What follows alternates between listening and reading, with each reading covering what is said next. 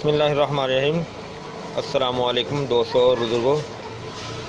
दोस्तों तुहाडे सामने एक नवी और बहुत ही अच्छी और बहुत ही प्यारी वीडियो लैके मैं हाज़र होया और इस वीडियो दे इस चीज़ दे इस जिहड़े फाले तुहाडे सामने नज़र आ रहा है बतौर तरकारी है।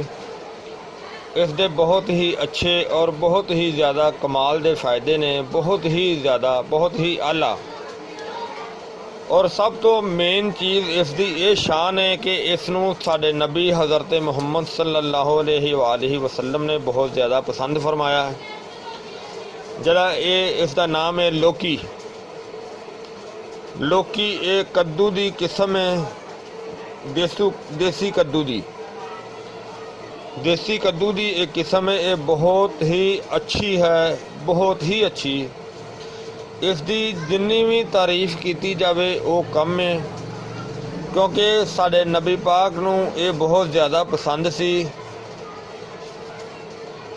साडे नबी हज़रत मुहम्मद सल्लल्लाहु अलैहि वसल्लम इस लौकी नूं यानी कि इस कली नूं पका के भी बहुत ज़्यादा पसंद फरमाते सी। और अगर इस दे अंदर बकरे का गोश्त इस दे अंदर शामिल करके उसनूं बना के उसकी हांडी बना के उसनूं पका के इस्तेमाल फरमाते सी। यानी कि जिहड़ा उन्हां दी चीज़ नबी पाक सल्लल्लाहु अलैहि वसल्लम दी शौक नाल खाई हुई चीज़ है, वो साडे वास्ते एक बेहतरीन नमूना है, बेहतरीन फ़ायदेमंद है, बेहतरीन अमल है और साडे वास्ते बहुत ही अच्छा है। दोस्तों इस तो अलावा ये तो पहले नंबर ते ये नबी पाक दी पसंद सी, वो तुहानूं दस्सिया है। तारीफ तो जिन्नी भी ज़्यादा की जाए थोड़ी है। ये लौकी जिहड़ी है इहदे होर बहुत ज़्यादा फ़ायदे ने, मैं तुहानूं एक एक फ़ायदा इहदा दसांगा और तुसीं खुद हैरान हो जाओगे कि इस दे की फ़ायदे ने। ये सानू बहुत ज़्यादा इस्तेमाल करनी चाहिए बतौर सुन्नत, बतौर इलाज। इसका सानू जड़ा इस्तेमाल का अमल जड़ा वो ज़्यादा करना चाहिए है। अगर इस लौकी का पहले नंबर ते इसकी तरकारी नूं पका के खाया जाता है बहुत ज़्यादा। इनू अकेली ने भी बना के लौकी नूं पकाया जाता है। दूसरे नंबर ते इसनूं चिकन वगैरह दे नाल भी बना के इस्तेमाल किया जाता है। तीसरे नंबर ते इनू मटन वगैरह दे विच भी बना के इस्तेमाल किया जाता है। बीफ दे विच भी बनाया जा सकता है। इस तो अलावा अगर कोई बच्चा बूढ़ा बड़ा कोई बीमार हो और उसनूं कमज़ोरी हो जाती है बीमारी के अमल की वजह के नाल, उसके वास्ते इसका टॉनिक बहुत ही अच्छा है, बहुत ही अच्छी इसकी ग़िज़ा है। इसका अगर रायता बना के नाल इस्तेमाल करवाया जाए वो तो तंदुरुस्त भी इस्तेमाल करता है, सारे ही इस्तेमाल करते हैं, छोटे बड़ा इस्तेमाल कर सकता है, करते हैं, करना चाहिए है। दवाई के तौर पर इसनूं इस तरह इस्तेमाल करना है कि लौकी इस तो वड्डे साइज़ का लैके अगर उसदे उत्ते देसी कपड़े नूं मट्टी लगा के दोनों साइडों ते वो कपड़ा इस दे उत्ते लपेटिया जाए, फिर इसनूं हल्की आंच ते रख के ते इनू बरथा बनाया जाए। बरथा बनाने तो बाद अगर तुहाडे कोल देसी कपड़ा अवेलेबल नहीं, मट्टी नहीं हैगी, तो इसनूं वैसे ही हल्का जा चुल्हा चला के उस दे उत्ते रखा जाए। पहले एक साइड तो रखा जाए, फिर आस्ता आस्ता इनकी साइड चेंज की जाए। साइड चेंज करने तो बाद फिर जदों सारा बरथा हो जाएगा, सारा पक जाएगा, उस तो बाद इसनूं साफ कपड़े दे विच पा के इनू अच्छी तरह निचोड़िया जाए। निचोड़ के इसका पानी जड़ा होएगा वो अलहदा किया जाए और इसका बाकी मलबा जड़ा वो अलहदा किया जाए, उन्होंने ज़ाया कर दिता जाए। जड़ा पानी है, पानी अगर कोई ਸ਼ੂਗਰ ਦਾ ਮਰੀਜ਼ ਹੈ तो वो पानी इसका वैसे ही इस्तेमाल कर सकता है, यानी कि कम अज़ कम अगर वड्डा बंदा इनका अद्धा कप इस्तेमाल कर लवे सुबह दोपहर शाम इस तरीके दे नाल बनाया हुआ पानी, तो ये मोहतरम ताकत वास्ते बेहतरीन चीज़ है, बेहतरीन विटामिन पैदा करता है, बेहतरीन तस्कीन दिंदा है दिल नूं।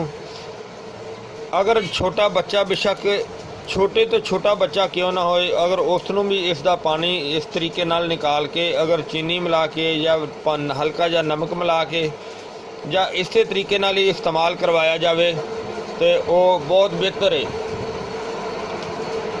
तो अगर इस तो इलावा इनू टेस्टी तरीके नाल मज़ेदार तरीके नाल होर अगर खाण वास्ते बनाया जाए तो वो मेरा तो तजर्बा भी है, मैं तो काफ़ी दफ़ा इसनू इस तरीके नाल बना के इस्तेमाल किया है।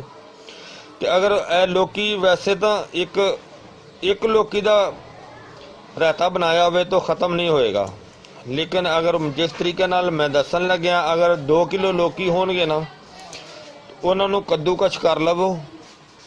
कद्दूकश करन तो बाद उसका जिहड़ा पानी होएगा वो चूल्हे ते रख के किसी बर्तन दे विच कढ़ाई वगैरह दे विच रख के ते उसका पानी उसके अंदर खुश्क कर दिओ और उसके अंदर हल्का जा नमक कोई प्याज वगैरह नाल शामिल करके उन्होंने रोटी दे अंदर लगा के लौकी दा पराठा बना के तुसी इस्तेमाल करो तो बड़ी अच्छी और बहुत ही ज़बरदस्त बड़ी आला ग़ज़ा है और टेस्टी भी है, हाजमेदार भी होएगी और बड़ी ज़बरदस्त होएगी। और इस तो इलावा इसका अमल जड़ा है अगला जरा तुहानूं मैं दसना चाह रहा वां वो बहुत ही आला और बहुत ही मुफीद है, बहुत ही ज़बरदस्त है। वो इसका ये अमल है कि जड़ा अगर किसी भी बुढ़े बंदे नूं जवान नूं या लेडीज़ नूं अक्सर ये मसला हो जाता है कि उसका पेशाब जड़ा ना वो कंट्रोल नहीं हुंदा, कि छोटा पेशाब जड़ा ना वो खड़े खड़े निकल जाता है या फिर जो पेशाब की हाजत होंदी है तो उनकी कुव्वत बर्दाश्त जड़ी ना वो नहीं हुंदी। उसके वास्ते इसका बड़ा ही अच्छा और बड़ा ही आला और बहुत सस्ता और बहुत ज़बरदस्त इसका तरीकाकार है, इसका एक अमल है। वो तुसी करो तो वो नाल बहुत ही अच्छा फ़ायदा होंदा है। वो इस तरह करना है कि तुसी 2-3 लौकी लैके इस दे इन्ने इन्ने डकरे कर लवो, ठीक है। इसका जी बूंदी है उसनू अलहदा कर लो, बाकी डकरे करके 3-4 या 1 किलो लौकी ले लवो। तुसी 1 किलो लौकी दे विच 5 किलो पानी शामिल करके उसनू चुल्हे ते रख दिओ। चूल्हे ते रखन तो बाद जनाब उसनू अच्छी तरह पकाई इन्नी करो कि जिहड़ी लौकी दे टुकड़े ने उन्होंने तुसी कोई हल्की जी भी चमच की नोक लगाओगे तो वो बिल्कुल नरम हो जाए, इन्ना उन्होंने अच्छी तरह नरम कर देना, गाल देना है। उस तो बाद ये लौकी जिहड़ी है इसनू कपड़े दे विच वो सारा पानी और लौकी नू कपड़े च छान के ते वो पानी जड़ा ना वो लहदा कर दिओ और लौकी का जड़ा मलबा है वो उन्होंने छान के ते उन्होंने ज़ाया कर दिओ। जड़ा ये लौकी का बनया होया पानी होएगा वो पानी तुसी अगर शुगर वाला मरीज़ है तो वो वैसे ही इस्तेमाल कर लवे, अगर नॉर्मल बंदा है तो वो चीनी पा के भी इस्तेमाल कर सकता है, बगैर चीनी तो भी इस्तेमाल कर सकता है, अगर हल्का या नमक वगैरह शामिल कर ले तो वो भी इस्तेमाल कर सकता है। और फिर वो कुछ दिन कम अज़ कम यानी कि 1 हफ्ता जड़ा ना वो सिर्फ यो ही पानी इस्तेमाल करे, वो पानी ख़त्म हो जाए तो होर बना लवे और यो ही पानी इस्तेमाल करे। और इसका अमल जड़ा है और वो बहुत ही ज़बरदस्त है, बहुत ही अच्छा है, बहुत ही आला है। क्योंकि देखो ये तरकारी इस तरह की है कि जेडे साडे नबी हज़रत मुहम्मद सल्लल्लाहु अलैहि वसल्लम ने पसंद की है और इस दे विच शफा ही शफा है और इहदे विच सवाब ही सवाब है। देखो एक ये लौकी दी ये शान है, इस तरह होर भी ਜਿਹੜੀਆਂ चीज़ों की निस्बत है अल्लाह ताला ने उन्होंने शान भी बहुत ज़्यादा उन्होंने दी है और उन्होंने मुकाम भी दिता है। तो दोस्तों उम्मीद है कि ਤੁਹਾਨੂੰ ਇਨਸ਼ਾਅੱਲਾ ਇਹ ਵੀਡੀਓ ਅੱਛੀ ਲੱਗੀ ਹੋਵੇਗੀ और इन्हों लाइक करो, शेयर करो, सब्सक्राइब करना ना भूलियो। अगली वीडियो नाल फिर मिलांगे। इजाज़त, अल्लाह हाफिज़, अस्सलाम वालेकुम रहमतुल्लाहि व बरकातहू।